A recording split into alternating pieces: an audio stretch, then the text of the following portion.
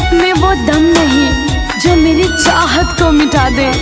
ये मोहब्बत है कोई खेल नहीं साहब, जो आज हंसकर खेला और कल रोकर भुला दे।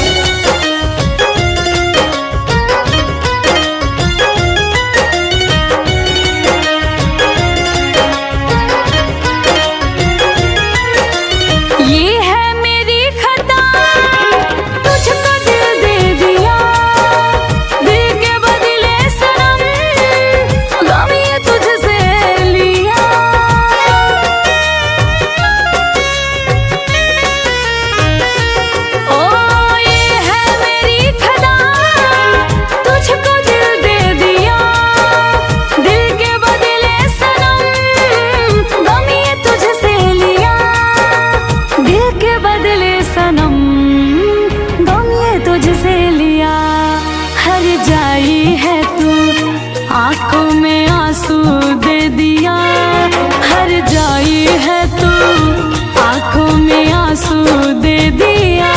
क्या है मेरा कसूर, क्या है मेरी खता, क्या है मेरा कसूर, क्या है मेरी खता। तू जाते जाते बरसों गुजर गए, हमने रोकर नहीं देखा। आंखों में नींद थी मगर सोकर नहीं देखा। वो क्या जाने दर्द मोहब्बत क्या है, जिसने कभी किसी का होकर नहीं देखा।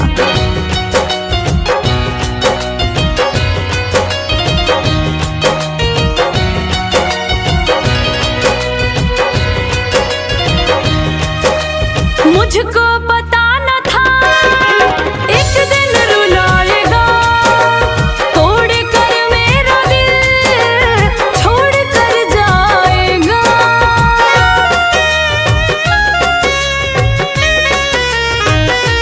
हाय मुझको पता न था एक दिन रुलाएगा, तोड़ कर मेरा दिल छोड़ कर जाएगा, तोड़ कर मेरा दिल छोड़ कर जाएगा।